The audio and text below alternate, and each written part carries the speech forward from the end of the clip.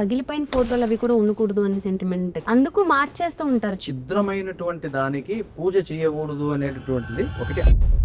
Lakes లో కింద పడేసేసి అది ఎక్కడికి వాటర్ పోక అదంతా రోడ్డు మీద పోతే ఏదో చెట్టు కింద పెట్టేసి వెళ్ళిపోవటం, ఇవన్నీ కూడా చాలా దోషపూరితమైనటువంటి పనులు. అసలు పూజ గది అనేది ఎలా ఉండాలి చెప్పండి సార్? దాన్ని క్లీన్ చేయాలంటే 2 గంటలు పట్టింది అనుకోండి, అది పూజ గది అనిపించుకోవాలి, స్టోర్ రూమ్ అవుతుంది. ఫోటోల విషయానికి వస్తే కొంతమంది పెద్ద ఫోటోలు పెడతారు, కొంతమంది పెద్ద ఫోటోలు పెట్టి కింద మళ్ళీ చిన్న ఫోటోలు పెడతారు, ఒకే దేవుడి ఫోటోలు 100 పెడతారు. ఇదంతా సంపూర్ణంగా ఆర్భాటం.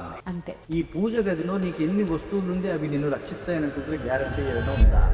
ఉన్నది ఒకటే సత్యం, విప్రా బబుదా వదంతి. అంటే విగ్రహాలకి సంబంధించి ఫోటోలకు సంబంధించి కూడా ఏమైనా రూల్స్ ఉన్నాయా సార్? లక్ష్మీదేవి నించుంటే నన్ను నడుచుకుంటూ బయటికి వెళ్ళిపోతుందండి, ఆమె ఎప్పుడు కూర్చొనే ఉండాలి, మా ఇంట్లో పక్కకు పోకూడదని నేను కూర్చోబెట్టా అన్నాడు. అంటే ఇక్కడ దేంట్లో ఉన్నది? ఆలోచనలోనే తేడా.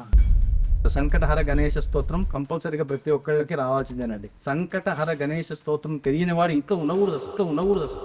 ఈ సోషల్ మీడియా వల్ల కూడా కొత్త అప్రోచ్ అనేది స్టార్ట్ అవుతుంది పూజ విషయంలో కూడా. ఇప్పుడు ట్రెండ్కు తగ్గట్టుగా అనేకం వస్తున్నాయని చెప్పేసి నువ్వు అనేక సార్లు ఆస్ట్రాలజీలో అసలు డిఫరెంట్ షేడ్లు చూస్తున్నాం ఇప్పుడు. ఆస్ట్రాలజీలో 2 రకాలు ఉంటాయండి. ఒకటి పర్సనల్ ఆస్ట్రాలజీ, 2 మార్కెటింగ్ ఆస్ట్రాలజీ అని. కాసేపు భయపెట్టడం, కాసేపు ఆకాశానికి ఎత్తి. ఇప్పుడు ఏనాటి శని భయం అందరికీ ఉంటది ఏంటో. ఏలినాటి శని గురించి నేను ఇప్పుడు ఎంత తక్కువ చేసి భయపడొద్దని చెప్పినా జనాలైతే ఎవరు ఎదురలేదు.